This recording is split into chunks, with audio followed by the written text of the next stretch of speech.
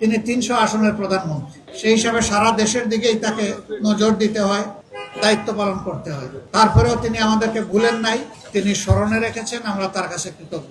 Budget অধিবেশনে এসে আমি বললাম যে আমি তো জনগণকে জানিয়ে দিয়েছি যে এই আসনের দায়িত্ব আপনি নিয়েছেন, এখন থেকে আমি ভারমুক্ত, আসনের দায়িত্ব আপনার।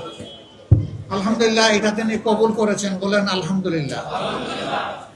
এরপরে সাথে সাথেই তিনি স্থানীয় সরকার, পল্লী উন্নয়ন এবং সমবায় মন্ত্রণালয়ের যিনি প্রতিমন্ত্রী জনাব মীর শাহ আলম, ওনাকে দায়িত্ব দিয়েছেন যত তাড়াতাড়ি সম্ভব একসাথে বসে এই বিষয়গুলোকে কিভাবে সমাধান করা যায়, সামনের দিকে এগিয়ে নেওয়া যায়, তার জন্য উনি দায়িত্ব দিয়েছেন।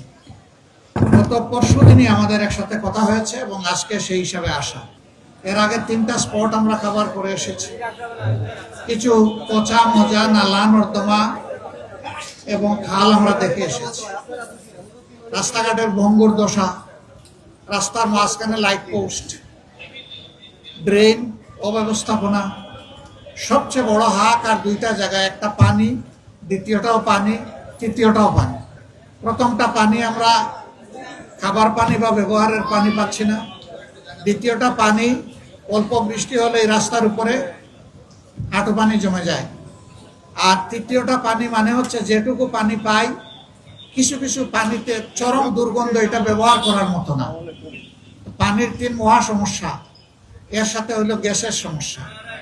কোনো কোনো এলাকায় অপর্যাপ্ত গ্যাস, আবার কারো কারো অভিযোগ যে সারাদিনই ওনারা কোনো গ্যাস পান না। তাই সেই সমস্ত বিষয়, কিশোর গ্যাং, রাস্তায় রাস্তায় আড্ডা, স্কুলের সামনে আড্ডা, এতে মাদের বুক দুর্বল করে।